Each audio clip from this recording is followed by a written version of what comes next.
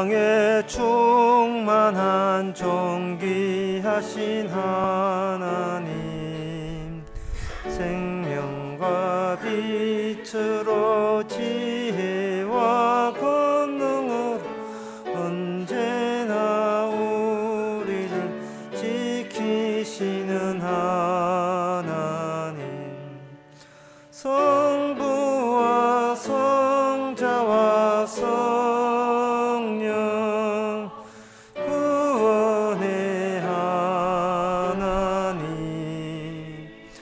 우리 예배를 받아주시옵소서. 사랑이 넘친 자비하신 하나님, 은혜가 충성한 구원의 하나님, 참회의 심령의 평안을 주옵시고 죄악의 허물을 용서하여 주소서. 찬송과 영광과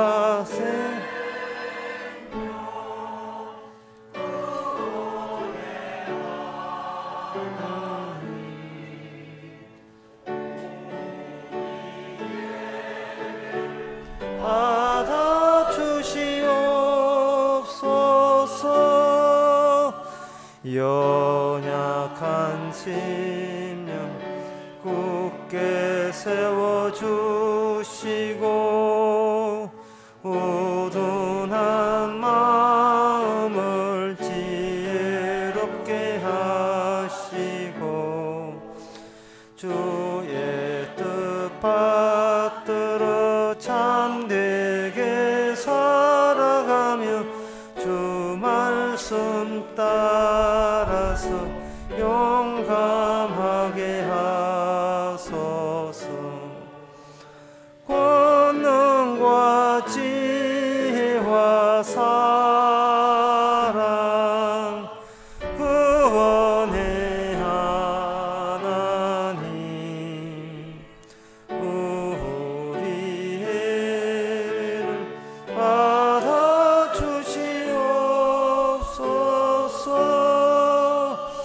주 앞에 나올 때 우리 맘이 기쁘고 그 말씀 힘되어 희망 솟아오르며 고난과 슬픔도 이기게 하옵시고 영원에 잇대어 살아가게 하소서. 우리의 자랑과 기쁨 구원의 하나님, 우리의 예배를 받아주시옵소서.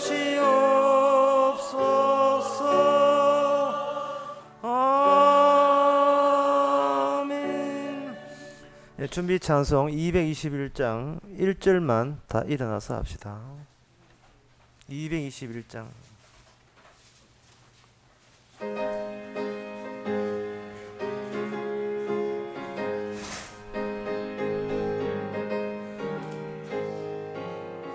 나 가난 복지 귀한 성에 들어가려고 내 중한 짐을 벗어버렸네. 죄 중에 다시 방황할 일 전혀 없으니 저 생명 시냇가에 살겠네. 길이 살겠네. 나 길이 살겠네. 저 생명 시냇가에 살겠네. 길이 살겠네. 나 길이 살겠네. 저 생명 시냇가에 살겠네. 다 같이 묵도하심으로 나대비를 하나님께 드리겠습니다.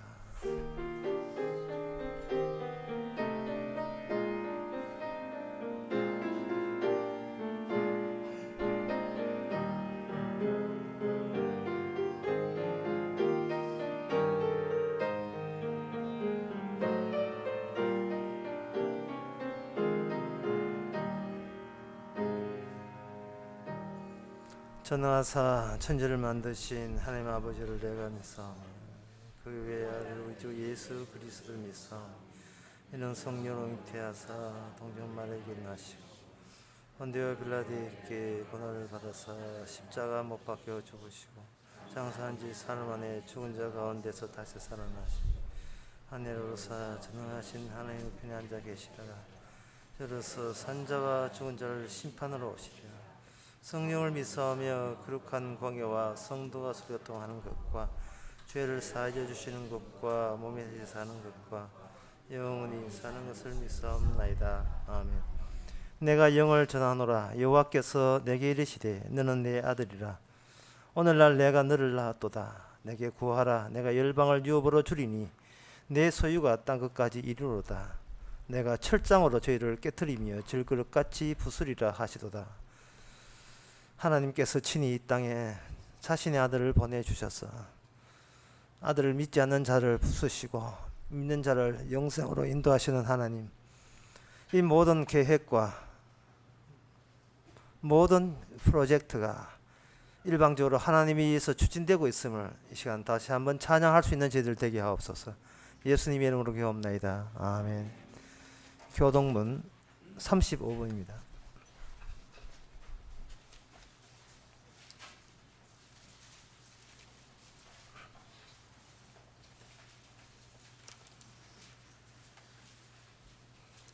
광야와 메마른 땅이 기뻐하며 무성하게 피어 기쁜 노래로 즐거워하며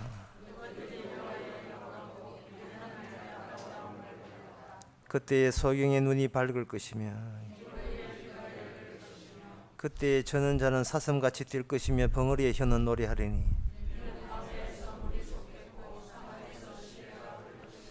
거기 대로가 있어 그 길을 거룩한 길이라 부르리니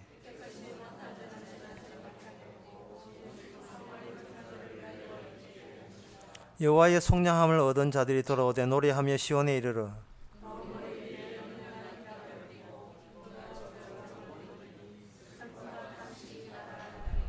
아멘. 자리에 앉아서서 찬송가 27장 합시다.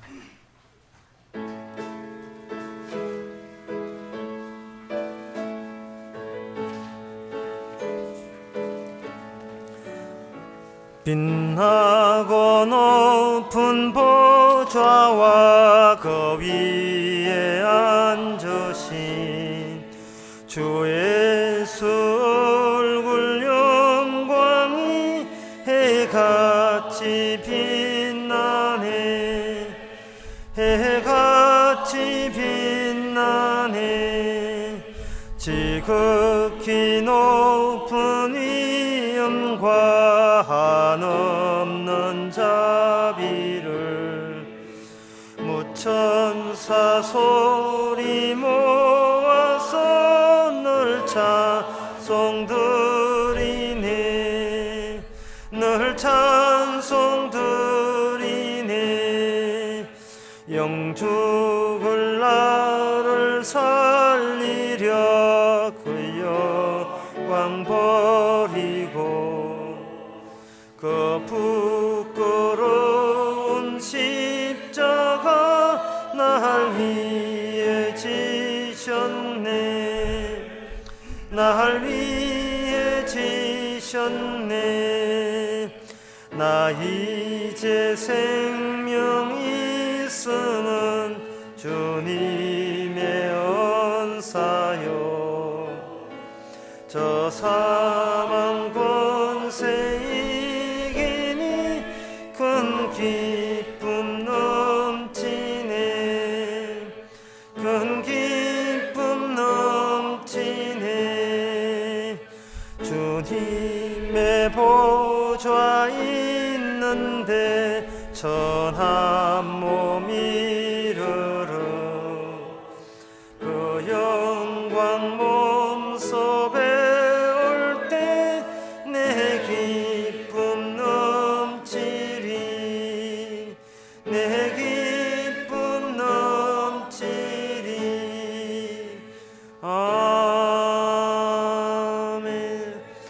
이 시간 다 함께 기도하실 때 이종성 장님 기도하시겠습니다.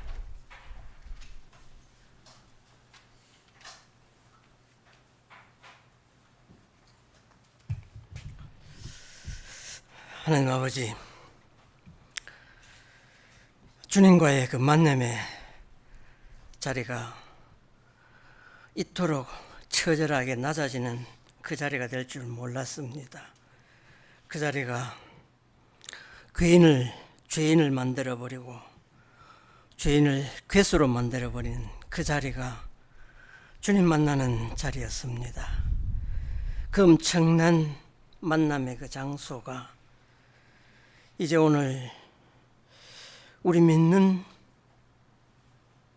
그 믿음의 식구들의 자리가 되기를 원합니다. 그래서 나의 자랑이 아닌 주님의 그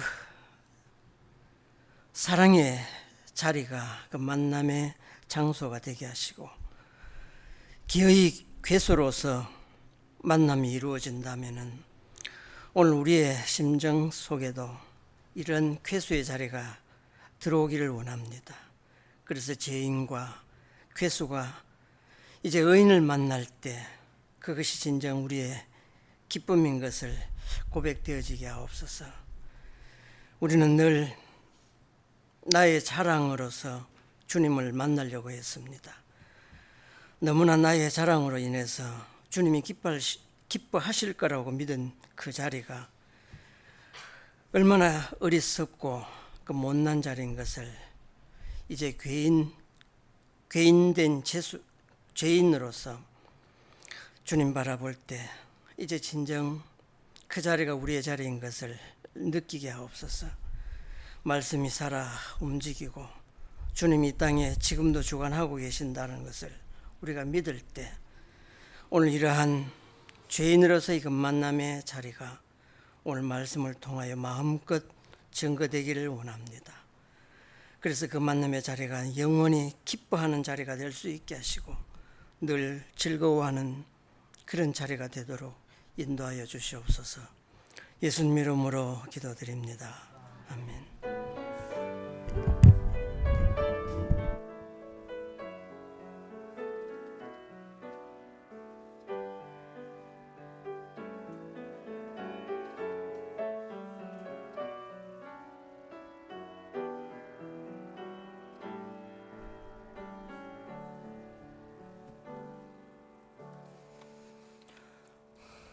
이 시간은 광고 시간입니다. 8월 29일 내일부터 금요일까지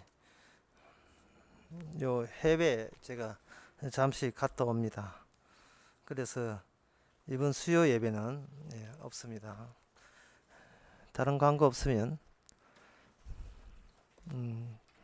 찬송가 318장 합시다.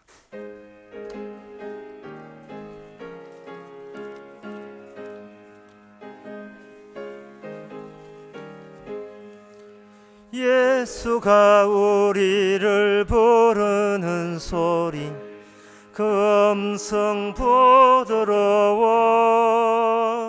문 앞에 나와서 사면을 보며 우리를 기다리네. 오라 오라 방황치 말고 오라 죄 있는 자들아 이리로라 주 예수 앞에 오라. 간절히 오라고 부르실 때에 우리는 지체하랴.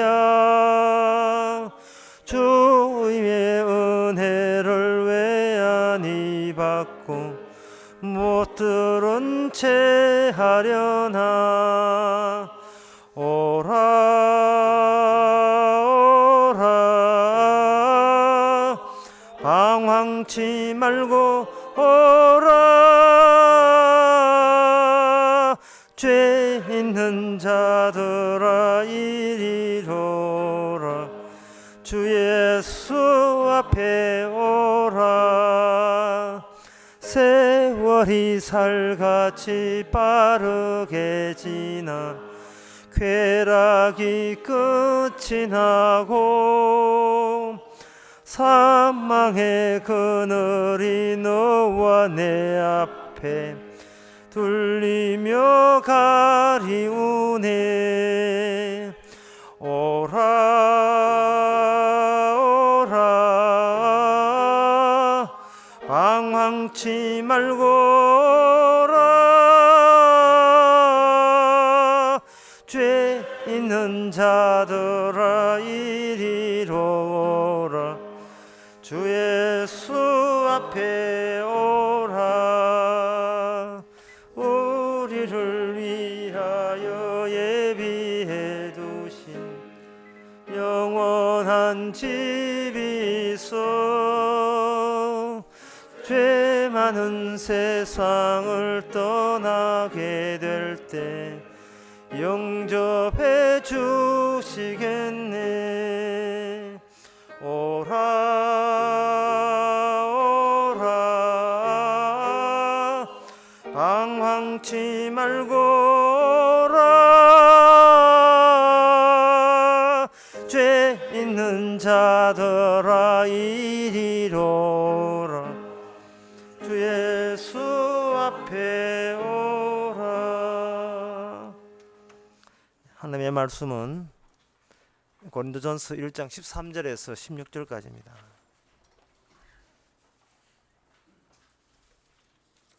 신약 성경 263페이지 제가 읽습니다. 그리스도께서 어찌 나뉘었느냐. 바울이 너희를 위하여 십자가 못 박혔으며 바울의 이름으로 너희가 세를 받았느냐. 그리스도와 아기오 외에는 너희 중에 아무에게도 내가 세를 주지 아니한 것을 감사하노니 이는 아무도 나의 이름으로 세를 받았다 말하지 못하게 하려 함이라. 내가 또한 스데바나 집 사람에게 세를 주었고 그 외에는 다른 아무에게 세를 주었는지 알지 못하노라. 그 다음에 17절 봅시다. 그리스도께서 나를 보내시면 세를 주게 하려 하심이 아니요 오직 복음을 전하려 하심이니 말에 시에 있지 아니하면 그리스도의 십자가가 헛되지 않게 하려 함이니라. 아멘. 세례라는 이야기가 한국에 기독교 들어오고 난 뒤에 세례라는 것이 유명해졌어요. 천주교가 먼저 들어왔지요. 영세 줬습니다. 영세 받을 때 사람들은 저거 받으면 구원받는다, 천국 간다, 그런 인상을 남겼습니다. 그래서 어쨌든 간에 저걸 받아야 돼. 그것도 아무나 주는 게 아니고 신부가 주고, 그리고 아무나 주는 게 아니고 목사가 주는 그 세례식을 받게 되게 되면 이거는 2000년 역사의 전통이 보장해 주는 대로 오늘 밤에 죽어도 천국 가 있는 그냥 획기적인 의식이 된다라고 인상을 심어줬습니다. 그런데 고린도전서에 보게 되면, 성경에 보게 되면 내가 비록 세례 요한이 세례를 주기는 했지만, 그 당시의 문화 때문에, 종교적인 문화 때문에 세례 주기는 했지만 그 세례 받는다고 구원되는 게 아니라는 거예요. 세례 받는다고 구원되는 게 아니라면 교회에서 세례 준다는 그 자체가 그게 무의미해져 버리죠. 그게 무의미해지니까 세례를 없앨까요? 그러면 하지 말까요? 특히 유아세례 같은 것은 해서는 안 되는 겁니까? 성경에서 세례 받는 것이, 세례 주고 받는 것 자체가 무의미하다라고 단정하는 그 이유가 있어요. 세례라는 것이 무의미한 게 아니고 세례를 받아야 구원받는다, 또는 교회는 세례를 줘야 된다, 그렇게 해야 우리가 구원받는다는 그 의식 체계 자체가 문제가 있는 겁니다. 세상에 있는 어떤 모든 물건이나 물품들은요, 다 인간에게 필요하기 때문에 있다고 생각하거든, 사람들이요. 발명을 하고 발견하는 거. 여기 교회에 아침에 오면 파리가 날아다닐 때 제일 아쉬운 게 뭐냐면 파리채였습니다. 이 파리채가 필요해요. 그리고 어디 동네 통화할 때는 자전거도 필요하고, 못 뺄 때는 못 뺄 때 망치나 그런 거, 또 드라이버나 필요하고, 세상에 어떤 물품 중에 필요 없는 물품이 어디 있습니까? 다 필요하지요. 옷 거는데 옷걸이도 필요하고. 그래서 사람들은 눈에 띄고 있는, 눈에 세상에 있는 모든 것은 우리한테 필요하기 때문에 있다는 생각을 철석같이 아주 그걸 자부하고 있습니다. 우리한테 필요하기 때문에 있다. 그렇다면 이 성경이 나오는 이 세례라는 것, 그리고 십자가라는 것, 그런 것도 우리한테 필요하기 때문에 분명히 있을 것이다. 파리채나 망치나 마이크나 자전거나 어떤 그릇이나 이런 게 우리한테 꼭 필요하기 때문에 있는 것처럼 세례라는 것이나 십자가 하는 것, 그리고 성경에 나오는 여러 가지 할례라든지 그런 제사라든지 예배라든지 그런 것도 우리한테 꼭 필요해서 있다고 생각하신다면 그것은 무의미하다, 그렇게 되는 겁니다. 그렇게 우리 구원에 필요하다면, 그렇다면 무의미한 거예요. 성당이나 교회에서 신부나 목사가 세례를 줄 때, 야, 저 세례 받아야 구원 받는다고 생각한다면 그 세와 그 영세는 아무 의미 없는 겁니다.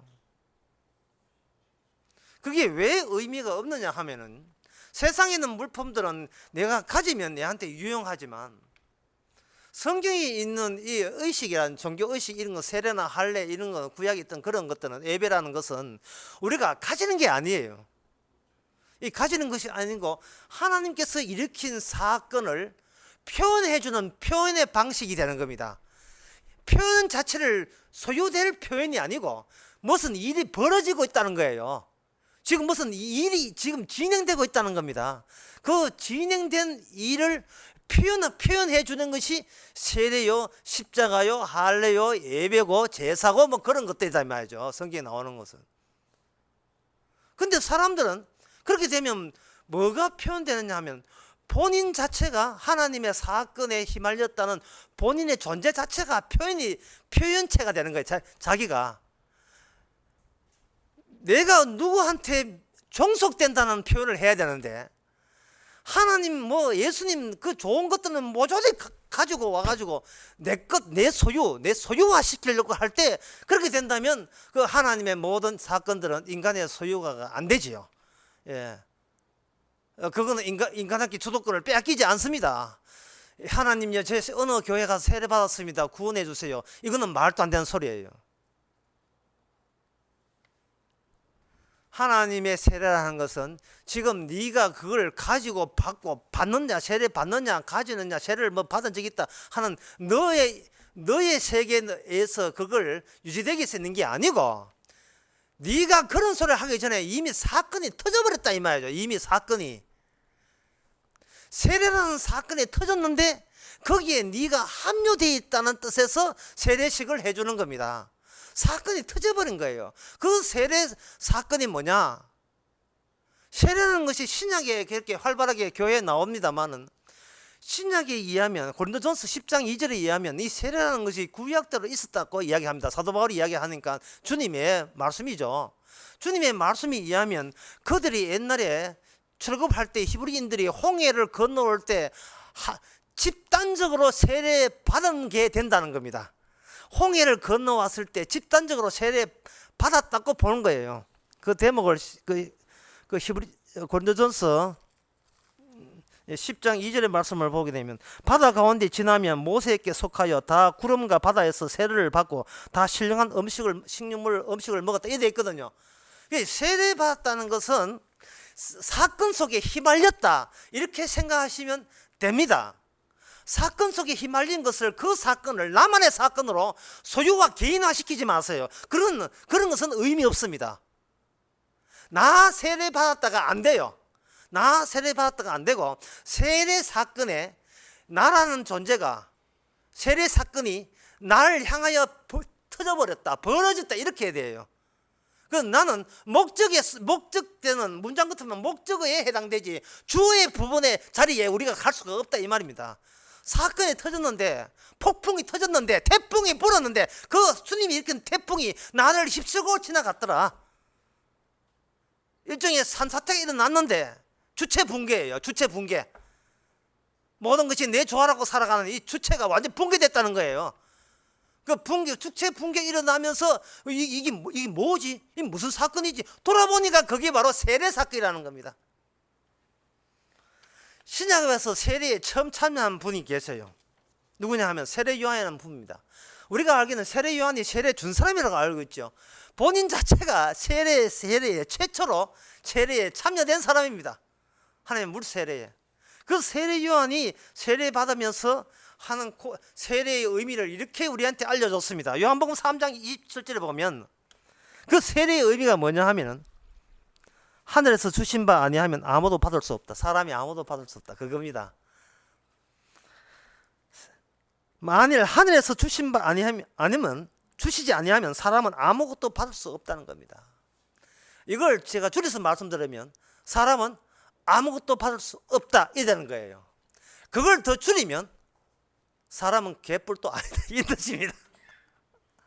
사람은 죽은 자다 이 말이죠. 누가 와서 나를 깨워줄 때, wake, 요새 영어 쓰면 미해서 영어 안 쓰면 나가면 안 돼.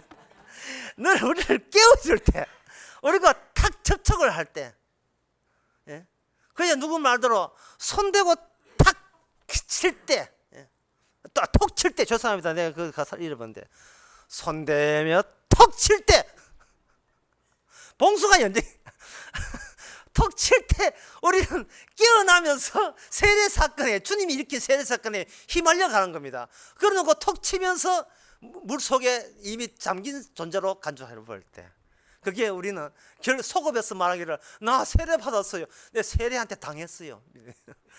주님의 세례에 당해버렸어요. 세례 요한 사람이 처음으로 주님의 세례에 당한 사람입니다. 그 사람이 당해놓고 하는 말이 하늘이 주지 않으면 인간은 아무것도 받을 수 없다. 인간은 개뿔도 아무것도 아니었다. 하지만 주시니까 휘말려 들어갔다. 그 사건 속에 휘말려 들어갔다. 이래 되는 겁니다. 그래서 망치나 드라이브나 이런 마이크나 그런 뭐 자전거나 이렇게 파리채처럼 우리가 필요해서 발명할 발명품이 아니에요. 세례라는 게. 이거 주면 받아라. 그렇게 주고받고 거래해서 그걸 거래했다고 해서 그걸 하나님께서 네 구원받았구나. 그렇게 하실 수 있는 문제가 아닙니다. 비록 하나님께서 또는 예수님께서 네가 성부 성자 성령 이름으로 세례를 주고 온 제자를 삼으라고 마태복음 28장 20장에 마지막에 그렇게 이야기하더라도 그 세례는 인간이 조작할 수 있고 인간의 주체가 되어서 만들어낼 이벤트가 아니고 이것은 주님이 주신 세례가 여전하다면 주님은 부활해서 여전히 일하고 계심을 믿으라 이 말이죠. 왜? 사람은 하늘이 주님이 아니면 아무것도 받을 수가 없기 때문에.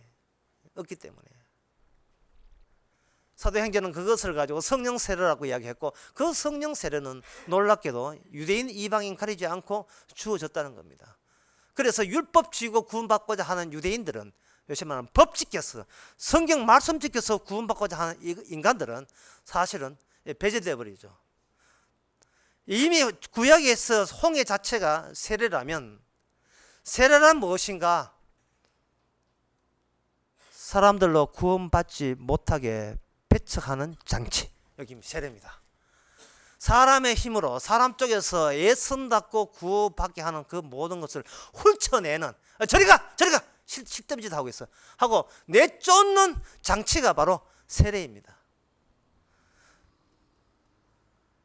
내가 세례를 받고자 시도해서 구원받는 것이 아니고 세례가 와서 덮쳐버리면 이것은 본의 아니게 구원받은 게 되고 더 놀라운 사실은 받은 세례를 무효화시킬 수가 우리 인간 쪽에서는 무효화시킬 수가 없는 일입니다. 어떻게 기분 좋은 이야기 아닙니까? 이것이 오는 것도 우리 마음대로 안 되고 가는 것도 마음대로 안 돼요. 로마의 신에 보면 야누스 하는 신이 있어요. 이 야누스 신이 하는 일이 뭐냐 하면은 야누스는 두 가지 얼굴을 갖고 있는데요. 하나는 어떤 집단에 들어올 때에 출입구에 서서 들어온 사람을 검문하는 기능과 그 사람을 그 단체에서 추방할 때에 작별 인사하는 기능 두 가지 기능을 한 신이 다 야누스 신이 다 이야기해버려요. 야누스 신이. 그래서 야누스 신은 뭐냐 하면 양면성을 가진 신이다 이렇게 이야기합니다. 로마 사람들은 그 1일달을 표현할 때 야누스의 달이라고 했어요. 그래서 영어로 제뉴얼이 이렇게 해요. 야누스의 달이라 해서 양면성 거울과 봄을 양면성을 갖고 있다 이렇게 본 겁니다. 그 성경도 예수님도 마찬가지예요. 배척하는, 저주에서 배척하고 심판에서 추방하는 그 작업하신 그 당사자가 그 추방하는 작업과 동시에 건질 자를 건져내는 작업도 같이 하십니다. 그래서 성경 자체를 어떻게 보면 됩니까? 라고 저한테 물으신다면 야노서적인 입장으로서 보시면 정답입니다. 에서는 미워하고 야곱은 사랑하고 두 가지의 기능이 한 분에 의해서, 예수님이 의해서 시행되고 있고 추진되고, 현재 추진되고 있습니다. 주님 바빠요. 제가 무척 바쁘다고. 쫓아내기 바쁘고 자기 천국에 들어놓기 바쁘고, 예. 환영해주기 바쁘고 추방해서 잡힐 인사하기 바쁘고. 예수님께서, 하나님께서 그런 양면성을 가지고 기능하기 때문에 그런 기능이 신약뿐만 아니고 구약에도 있습니다. 이미 홍해 강에 들어간 것을 세례라고 이미 사도 바울이 구약을 그런 식으로, 예수님 중심으로 그런 식으로 예수님의 두 가지 속성 가지고 이렇게 해석을 하고 설명을 했다면 구약의 다른 대목도 마찬가지로 그렇게 설명이 될 수 있습니다. 하나 예를 들면 광야에서 하나님께서 만나를 내렸습니다. 이스라엘 백성들이 애굽에서 나오고 양식이 없을 때 하나님께서 만나를 주셨거든요. 이 만나라는 그러한 음식물을 하늘에서 내려다 줄 때 그 백성들이 그 만나를 보고 한 첫 인상이 뭐냐 하면 이것이 무엇이냐 이겁니다. 이것이 무엇이냐. 그래서 그걸 히브리 말로 엉쪽해서 그걸 만나, 예, 무엇 한 뜻에서 what, 무엇, 이 만나라고 이름 지었거든요. 무엇이지? 뭐지? 이런 뜻이 돼. 이 뭐지 이거? 그런데 하나님께서 익히 그들이 아는 음식, 뭐 탕수육이나 팔보채 이런 걸 준 게 아니고, 전혀 그들이 맛보지 못한 짬뽕, 짜장면 그런 걸 준 게 아니고, 전혀 맛보지 못한 음식을 가지고 그렇게 먹이신 것은, 그들 입장에서는 만나를 보고 이게 뭐지, 무엇이지? 라고 묻는 그들이 본인에 대해서 새삼스럽게 내가 뭐지를 물어야 될 질문을 해야 될 대상이라는 겁니다. 지금까지 알고 있던 너 자신은 나는 이렇다 하는 것을 잊어버리라는 거죠. 예. 네가 나는 이렇다고 주장하면 가게 되게 되면 그건 천국에 갈 수가 없어요. 왜? 자기가 아는 것은 애굽에서 형성된 자아 정체성이거든요. 아이덴티티. 자기 정체성이다. 자기 본질이다 이 말이죠. 나는 이렇다, 난 저렇다, 너는 저렇다. 근데 그걸 잊어버려야 돼요. 그들이 애굽을 떠났을 때 그동안 나는 이렇다 하는 것도 같이 떠나야 되고 그걸 버려야 됩니다. 결국 인간은 모호한 존재고 애매한 존재고 모호한 존재예요. 뭐지? 내가 누구지? 그걸 되물어야 돼요. 뭔가 우리가 알고 있던 나라라는 것은 이제는 폐기 처분해야 될 그런 입장에, 그런 처지에 와 있다는 겁니다. 저는 그것을 뚜기 없는 인생이라고 하는데, 옛날에 우리 제 클 때 가끔은 집에서 할머니하고 우리 어머니하고 이렇게 해서 특식을 이렇게 했는데 홍두깨를 가져와요. 항상 홍두깨만 가져오면 우리 시동생하고 시누이하고 우리 아들하고 손자들은 막 기쁩니다. 왜 특식한다니까. 홍두깨가 뭐 하느냐 하면 밀가루 반죽 해가지고 그걸 낑낑대면서 그걸 밀어요. 하면 갔다가 왔다가 밀면 밀수록 그게 판막이 돼요. 그 밀가루가 얇은 판막이 되죠. 그 다음에 종지기를 가져옵니다. 종지기.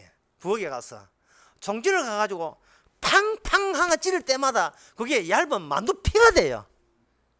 그러면 그날은 집에서 만든 특식, 만두가 됩니다. 만두피를 만들어 놓고 그 다음에 그걸 보자기로 안 굳히게 덮어 놓고 옆에서는 또 속을 만들죠. 신김치에다가 두부에다가 잡채에다가 후춧가루 뿌리고 뭐 이렇게 돼지고기 갈아가 이렇게 해가지고 하게 되고, 그런 모습, 그런 걸 만들어 가지고 완전 달인 수준인데, 지금 어머니 이렇지만 옛날은 달인 수준. 만두피를 해가지고 그렇게 얼마나 큰지. 거기 만두피가 얇으면 얇을수록 파만 될수록 속에 있는 그 만두 속이 잘 투명하게 잘 비치게 돼 있고 그걸 잘 터지면서 맛있게 돼 있거든요. 하나님께서 이거 세례라는 거, 그 이어나는 십자가 사건은 뭐냐면 소위 구원받는 사람을 이 땅에서 애굽처럼 있는 뚝게 있는 자기 잘난 체하는 그런 인간을 홍두깨 가지고 계속 왔다리 갔다리 밀어버려요. 밀으면 그 인간은 하나의 얇은 판막이 되는 겁니다. 하나의 그 보자기처럼 되어가지고 인생에 무엇이 담기든 그것을 담아낼 그 속을 아주 미련 없이 그 온팍 담을 수 있는 그런 얇은 피부 같은 그런 존재로 만드는 겁니다. 십자가 사건요. 우리가 사건을 쥐는 게 아니고 사건이 우리 속에 담기도록 그 사건으로 인하여 우리는 얇은 피막이 되도록 그렇게 성령께서는 계속해서 왔다리 갔다리 하면서 오늘 또 밀고 땡기다 맨날 우리로 하여금 실패하는 인생 돼. 실패하는 인생. 예? 실패하는 인생. 우리가 실패하는 인생이 안 되고자 하는 시도는 뭐냐? 우리 내 나름대로 뚜께를 가지려 하거든요. 나는 이만큼 두껍다, 이만큼 잘났다, 난 스펙이 이렇고, 나는 어느 대학 나왔고, 어떻게 잘 나왔고, 뭐가 직장 이만큼 뚜께를 가지는데 그 뚜께 있는 인생을 뚜께 없는 인생으로 만들어버리는 겁니다. 십자가 왔다 갔다 하면서. 교회에서 세례받았다 또는 성령 받았다 또는 십자가 안다, 이것이 사람들은 교회에서 어디 스펙처럼 작용해버려서요. 난 복음을 안다. 그러나 실제로 구원받는 사람은요, 가면 갈수록 자기가 모호한 존재가 돼요. 예민한 존재가 돼가지고 만약에 내 안에 어떤 사건이 담기지 아니하면 여기서 흥하면 저기도 흥, 저기서 흥하면 저기도 흥. 그래서 복음을 10년 안다, 20년 안다, 30년 안다, 실컷 복음 도사다, 복음에 대해서 안다, 어떻고 언약이 저떻고 날라리 나는 뭐 목사하면서 언약을 공부했다 백날 하면서 결국 그렇게 공부하는 그 결과란 그것이 뭐냐면 날 무시하면 나는 니하고 상종을 안 해, 이걸로 끝나는 거예요. 결국 날 무시하지 말라는 거예요.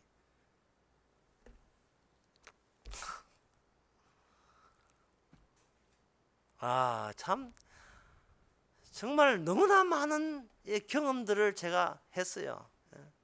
또 여 중에 많은 사람 경험했죠.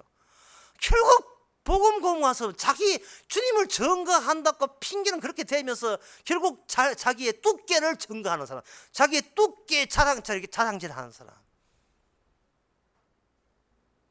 그것은 바로 소유화시키는 거예요. 성경 지식과 성령마저도, 예수님마저도, 하나님마저도 내 것 만들어서 내 것 가지고 천국 가려고 하는 거예요. 그거 십자가는 네 것 같은 내 것 아닌 내 것 같은 그런 거 종류 아니에요. 그런 종류가 아닙니다. 홍두깨요, 홍두깨. 패고 밀고 아주 두께를 없애버리고 얇은 판막이 되는 거예요. 여러분은 레코드판이 두꺼워서 소리 납니까? 얇기 때문에 거기에 정보가 담겨있고 정보에 그 피만 얹으면 거기서 계속 반복해서 노래가 나오잖아요. 잘 미끄러지만 삑삑 소리가 가지고 같은 소리 또 하지만 레코드판처럼 하나님께서 우리를 레코드판으로 만든 겁니다. 사건의 사건이 집약체.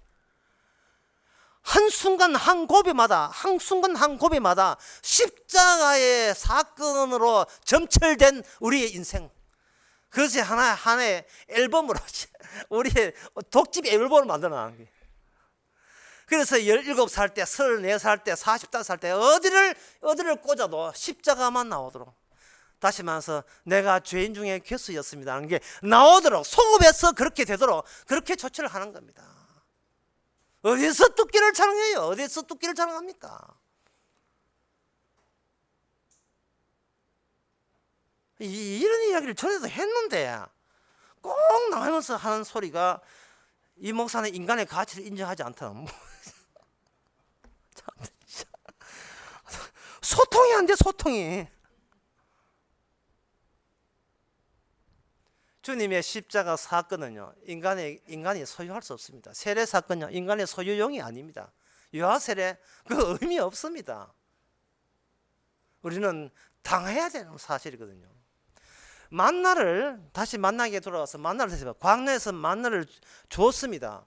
그런데 만나를 어디서 끊지나느냐 하면은 약속의 땅에 가게 되면 매일같이 주어졌던 그 만나, 일주일에 5번이나 쏘아지던, 일주일에 6번 쏘아지던 그 만나가 5번이구나. 어떤 만나가 딱 약속의 땅 그날부터, 그 날짜로부터 만나가 하늘에서 더 이상 내리지 않습니다.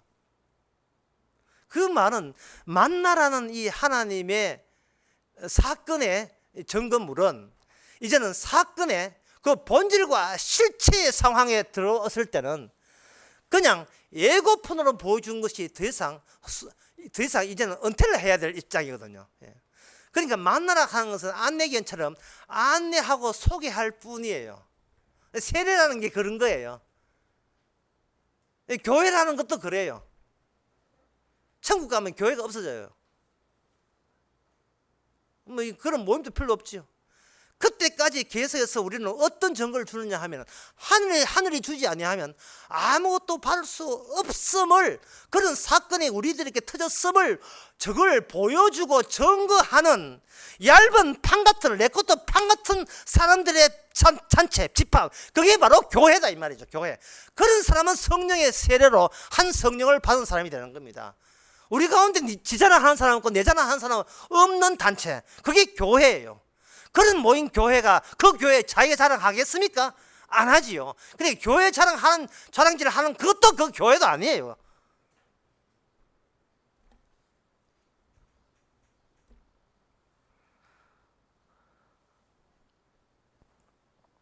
자기 포기가 안 되는 사람은 자기 포기 안 됨을 감추기 위해서 반드시 교회 자랑질을 하게 되어 있습니다. 입술로 주여 주여 복음 보면 나는 죄인이라고 말하면서도 마지막 결국 내세우는 것은 우리 교회 괜찮으니까 우리 교회 와보세요라는 그런 자기 소속되어 있는 교회를 선전하는 선전 일원으로 작용할 수가 있어요.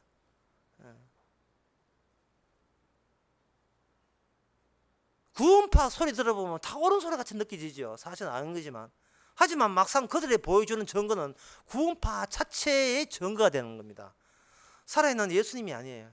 그들은 복음도 안 안다고 하는 그것이 어느새 두께를 만든 겁니다. 자기 자랑질하는 두께가 되어버렸어요. 그거는 뭐냐 하면 그거는 실제로 성령이 와서 그들을 홍두깨처럼 매일같이 밀어내지를 안 했다는 겁니다.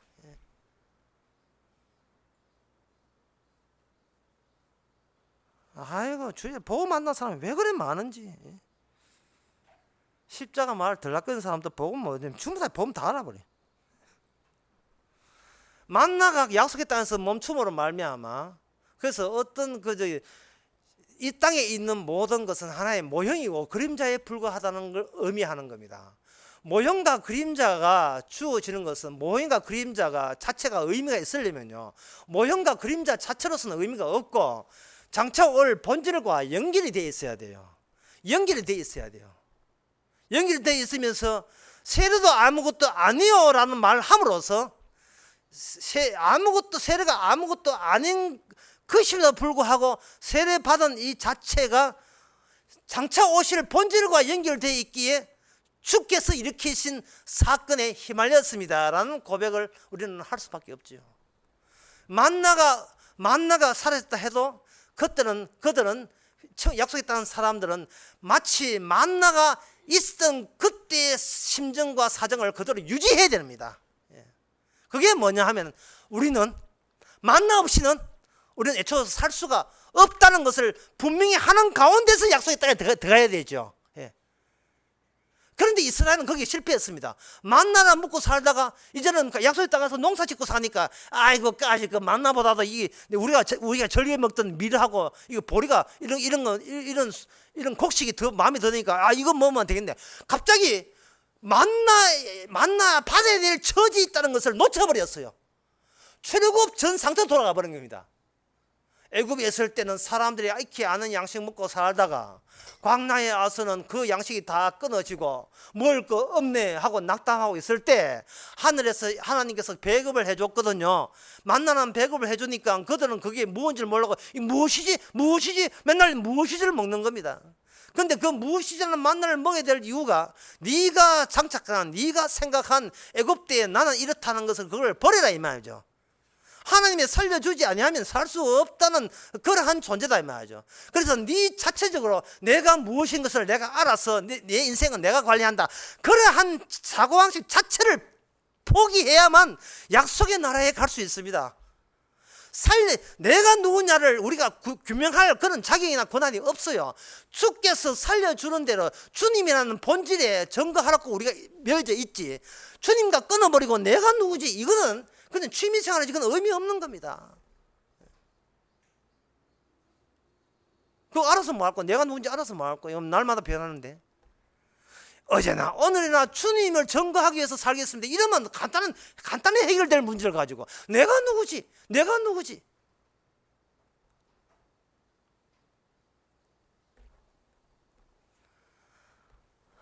주님께서는 세례라는 것, 아까도 얘기했지만 세례라는 것을 바로 구원받지 못한 사람을 배척한 장치를 했습니다. 십자가도 마찬가지예요. 십자가도 세례의 완성으로 주어지는 겁니다. 제가 만나 이야기하는 것은 만나가 있다가 없어졌다는 이야기를 하고 싶은 겁니다. 약속의 땅에는 뭐냐? 만나가 없더라도 만나의 완성체로 십자가 약속의 땅이 진행되고 그렇게 유지되고 있다는 겁니다. 만나가 없더라도 있는 때를 생각해서 해라 말이죠. 주님이 살려주지 않으면 우리는 살 수 없다는 거죠. 주님이 살려주지 아니하면, 주님의 사건이 오지 않으면 우리는 살 수 없는 거예요. 그런데 오늘날 사람들은 십자가 몰라도 세례 몰라도 잘만 살아요. 잘만 살아요. 프랭크라는 2차 대전 때 정신과 의사는, 이 사람은 유대인인데요. 이 사람은 3년 동안 6군데의 수용소, 아우슈비츠 수용소를 비해서 6 수용소를 다니면서 그들은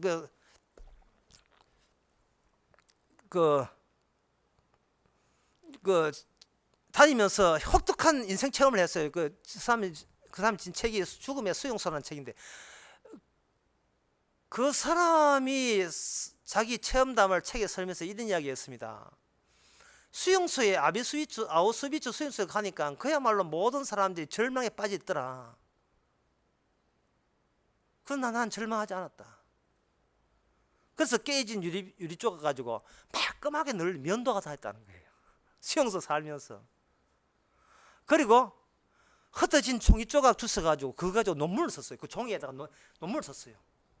주어진 상황이 어떤 상황이든 간에 내가 상황 때문에 자포자기한다는 것은 말이 안 된다.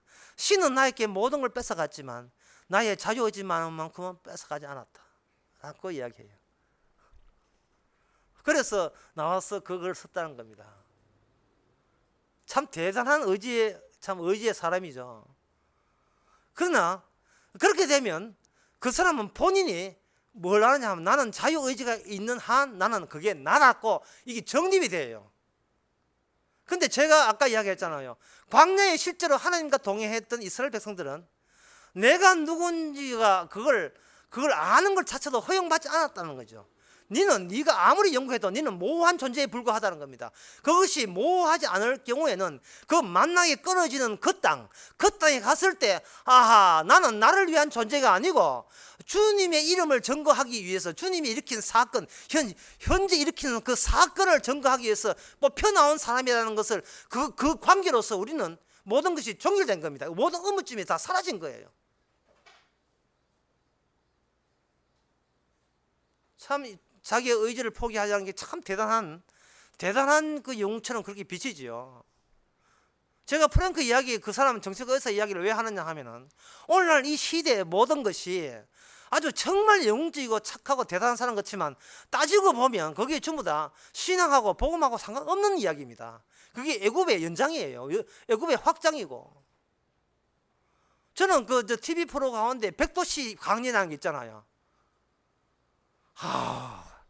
그걸 볼 때마다 저게 세상이라는 거죠. 어려워도 굴하지 않고 용기를 냈더니만 기어이 좋은 날 보더라. 제가 알고 제가 어디 책에서 본 어떤 아는 사람은 할머니인데, 어떤 교수 부부집에서 일하는 할머니인데요. 그 할머니는 초등학교 졸업하고 가정 형편상 학교에서는 지나가라 하는 똑똑하니 지나가라 하는데 지나가 못하고 가장 힘분상 남의 옆집에 반일을 하면서 살아가게 됐는데 17살 때 그 중매로 어떤 남자를 만났답니다. 남자를 만나가지고 이제 행편페나 싶었던데 그 결혼하니까 세상에 시어머니가 결혼하기 전에 그 빚을 잔뜩 져가지고 도망갔어요. 그러니까 시어머니 있는 빚을 지가 반일 해가면서 다 갚고 시누이 지가 다 키우고 그렇게 했는데 빚 갚고 나니까 빚 갚은 소문 듣고 또 도망찬 또 시어머니가 들어왔네. 들어가지고 들어오자마자 또 주변가 아파가지고 7년 동안 또 대소변 받아내며 수발 다 해가지고 그 시어머니 잘 고시 보냈습니다. 보냈는데 그리고 난 뒤에 남편이 군에 갔다 온 난 뒤에 군이 남편 온 난 뒤에 지 허락도 없이 집을 홀랑파다가 사업한다고 하다가 사업 다 들어먹었어요. 다 들어먹고 난 뒤에 그 다음부터는 집에 들어서 술 먹고 들어갔다 개패들이 패쁘네. 그러니까 하루 종일 이혼을 했네요. 그 여자가 이혼을 하고 애가 그 아들 둘 딸 하는데 아들 둘 딸 하나를 자기가 온갖 거대한 일을 하면서 다 방직 공장 다니고 뭐 하면서 다 하면서 아들 이혼해가지고 다 키웠어요. 다 키우고 나가 다 성공하고 나니까 어떤 소문이 듣냐 하면 이혼한 남편이 병들었다는 소문 듣고 아이고 저놈의 인간 내가 아니면 누가 돌보게 해가지고 그 이혼한 병든 남편을 수발한다고 해가지고 또 몇 년 수발했어요. 수발한다고 네가 잘났나 해가지고 또 구박하고 때리고 하는데 그걸 참아내면서 기어이 나중에는 참회를 받아냈답니다. 내가 미안하다. 그 순간 그 여자는 40년 동안 모든 40년 동안 아픔을 그 한순간에 다 해결했다는 거예요. 그리고 난 뒤에 아버지가 그 옛날 상용사인데 아버지가 상용사 그 보상금 2천만 받는 가운데서 그 중에서 또 먼 친척이 아프다 해가지고 500만 원 띠줘보고 그런 식으로 지금도 내 힘대로 살아가는 그런 할머니가 있었다는 거예요. 진짜 인간극장이 나와 그런 테마죠. 그렇게 한 그 이야기 가운데 나는 죽어도 죄인입니다는 말은 나올 수가 없어요. 왜냐하면 일종의 스펙이기 때문에 고난도 역경도 점점 나의 두께를 점점 정강시키는 아주 멋진 일들이기 때문에 그렇습니다. 이거는 홍두깨가 없어요. 십자가는 그게 아닙니다. 십자가는 완전 그걸 밀어버리는 거예요. 왜냐하면 하나님의 일을 할 때는 홍이라는 세례 그리고 십자가라는 이것도 세례거든요. 이걸 십자가 세례라는 것은 골로새서 2장에 보면 하나님은 이 할례 또는 십자가를 세례라고 합니다. 이건 죽음이라는 그런 체계 안에서 인생을 거기다가 그걸 담아서 세상을 표현하는 방법이 그 방법. 하나님의 방법은 뭐냐? 세상 그 해결하는 방법은 죽음이라는 고기의 그물에 담아서 세상을 비로소 설명합니다. 그렇게 단정 짓고 그렇게 세상을 이끄시거든요. 그러면 그 안에 있는 모든 인간은 우리가 왜 죽어야 돼? 왜 저주받아야 돼? 왜 심판받아야 돼? 그렇게 되는 거예요. 출발점이 그렇게 되는 겁니다. 십자가가 그런 거예요. 십자가가 살기 위해서 뭐 하면 됩니까? 아니라 주님 보실 때 저의 관점은 저를 어떻게 보십니까? 하나님 보시기에 저를 어떻게 보십니까? 라고 할 때 주님께서는 여기다가 뭘 집어넣느냐 하면 바로 십자가를 집어넣습니다. 죽음 네 대신 하신 분이 이런 저주를 받았다는 거예요. 너는 저주 받아야 마땅한 존재라는 겁니다. 그게 십자가 사건이에요. 이걸 어떻게 인간이 자신에서 그 소식을 듣고자 합니까? 그러니까 십자가라는 것은 이거는 인간이 알 수 없는 지혜고 십자가도 그렇고 세례도 그렇고 안 믿는 사람을 이렇게 밀어버리는 그러한 하나님의 사건의 반복이 바로 십자가 사건입니다.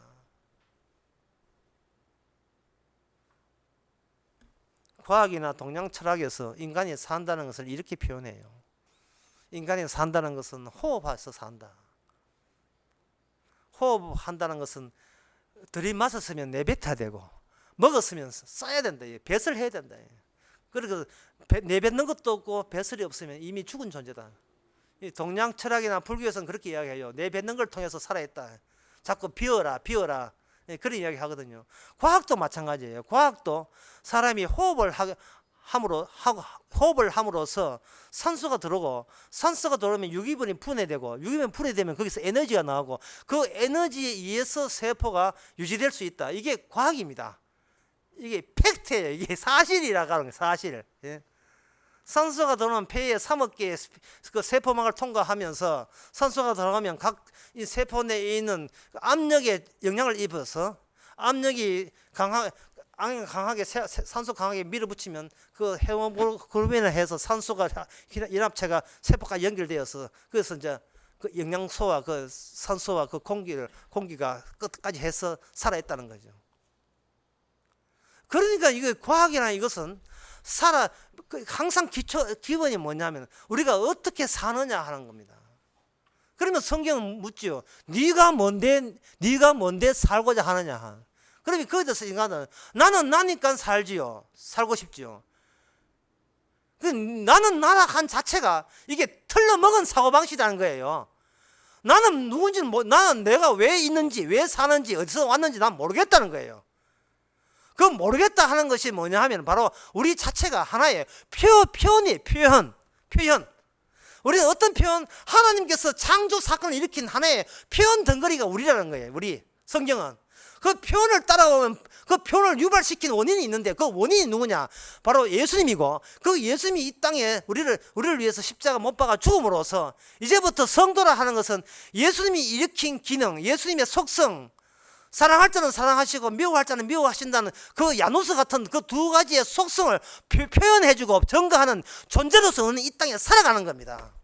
그걸 그 십자가의 능력을 오므로 말미암아 기존에 있던 나는 나답고 우기게 만들었던 그런 세상에서 알고 있던 그 모든 것은 홍두깨로 십자가의 성령의 능력으로 그걸 오늘 또 땡겼다가 밀었다가 땡겼다가 하자 얇은 판막을 만들어 얇은 비닐같이 얇은 막을 만들어서 그걸 보자기로 사용해서 세상의 모든 어떤 경험이나 상황도 그 보자기에 담아서 오직 주님에 대한 감사로 표출되기를 그렇게 그 사건이 주님에 의해서 그게 진행되는 것, 그 매개체, 그 장소가 바로 성전이고 성도입니다.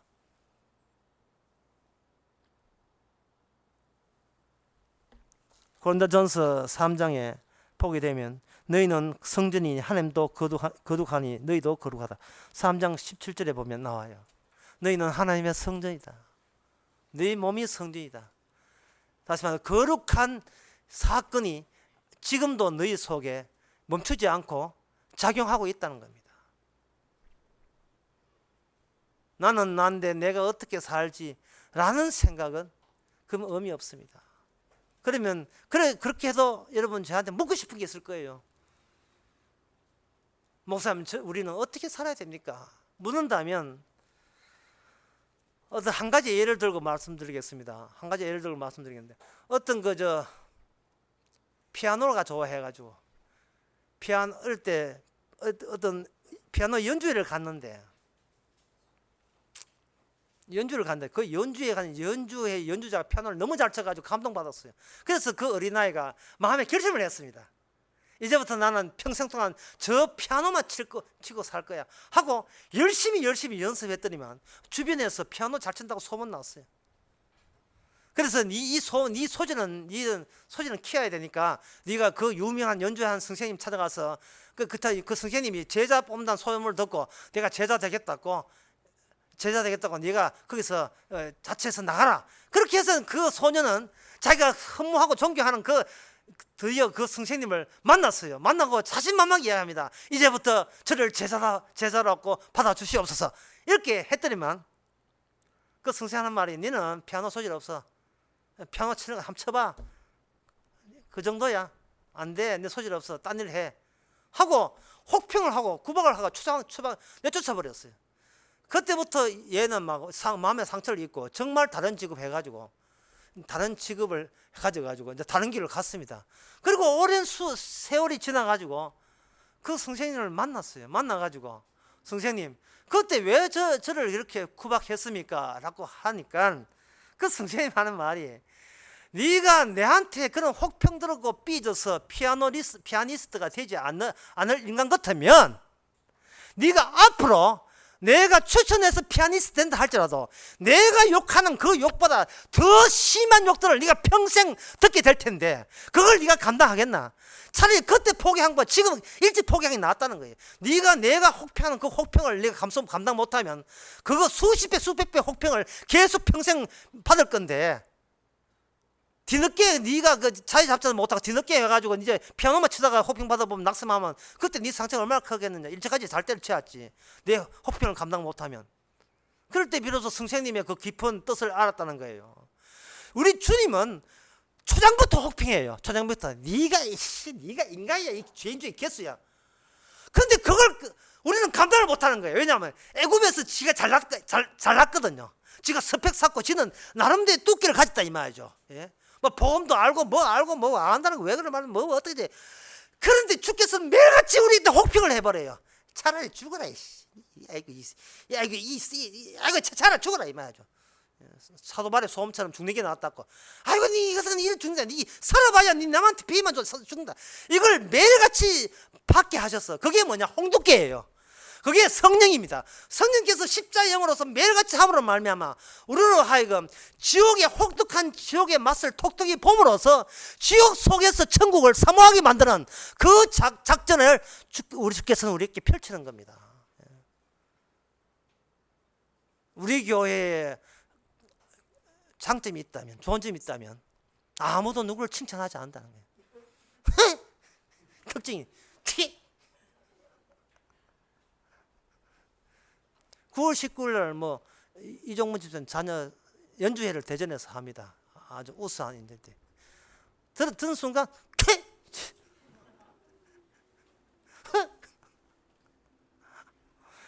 그거 감당해야 돼요. 그거 감당해야 됩니다. 그거 감당 못하면 뚜깨 또 쌓입니다.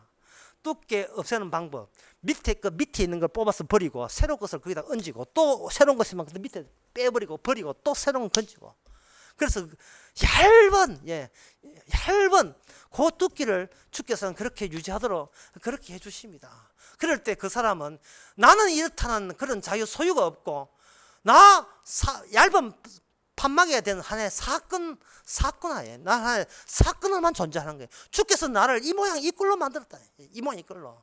혹시 여러분 가운데 갑자기 한 50억짜리 부자 되거든. 누가 이야기하세요. 어이구 어떻게 부자 되었습니까? 주께서 이 모양 이 꼴로 만들었다. 이 모양 이 꼴로. 제발 그렇게 살아가시기 바랍니다. 이 모양 이 꼴로. 누가 박사학위 받거든. 왜 박사학위 어떻게 고생했습니까? 이 주께서 내 이 모양 이 꼴로 만들었다. 얇은 판으로.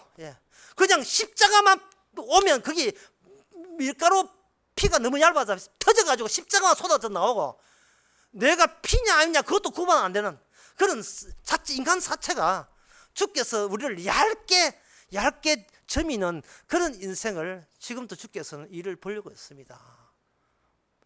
세상에 나오면 뚜깨 자랑으로 보여지는 지옥 같은 세상, 그게 지옥이에요. 뚜깨 자랑 자체가 스스로 자기의 눈을 찌르는 짓밖에 안 됩니다. 그게 스트레스가 힘들거든요. 차라리 얇게 삽시다. 얇게 살아서 주님이 어떤 사건 주도 그거 천국 바라보라고 하는 만나 같은 것들을 주시는구나. 천국 가면 잊어야 될 그런 사건들, 밑에서 속에서 빼버려야 될, 지나가면 없어져야 될 그런 사건에 마음 매이지 맙시다. 기도하겠습니다. 하나님 아버지, 지금도 사건화되어서 십자가를 원한 것이 아니고 주께서 십자가 일으킨 그 결과물로 살게 하심이 감사합니다. 하지만 우리의 죄도 만만치 않아서 어시되고 자랑하는 그것이 생의 즐거움과 보람과 기쁨의 동기가 되어서 살아가고 있습니다. 다시 한번 우리를 홍두깨로 밀어서 얇게 살게 하옵소서. 예수님의 이름으로 기도합나이다. 아멘. 다 일어나셔서 317장 합시다.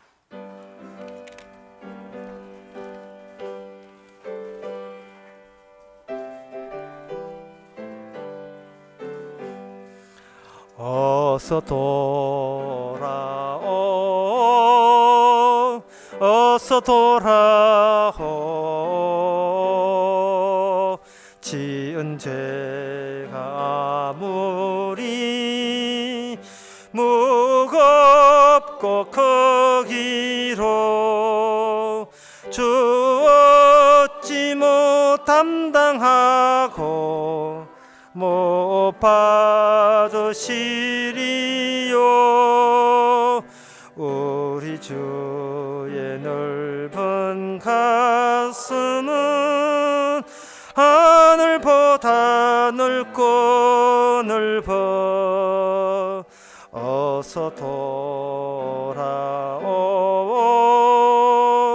어서 돌아마노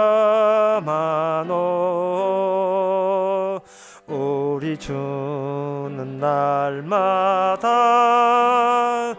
기다리신다오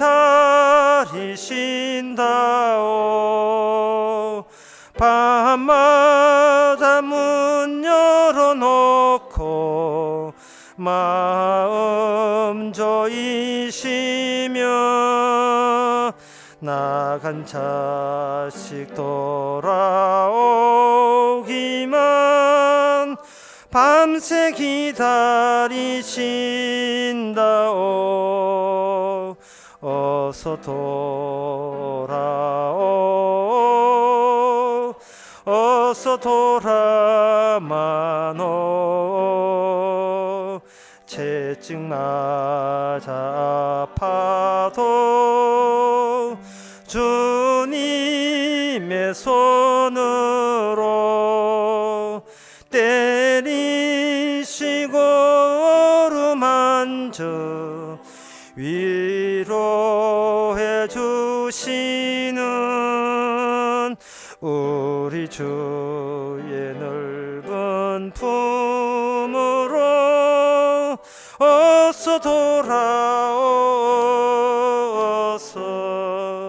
기도합시다. 지금은 우리 주 예수 그리스도의 은혜와 하나님의 크신 사랑과 성령의 충만하심이 오직 십자가만 자랑할 수밖에 없는 사람으로 만들어주신 것에 대해서 감사하는 모든 성도에게 주의 이름으로 축원하나이다. 아멘.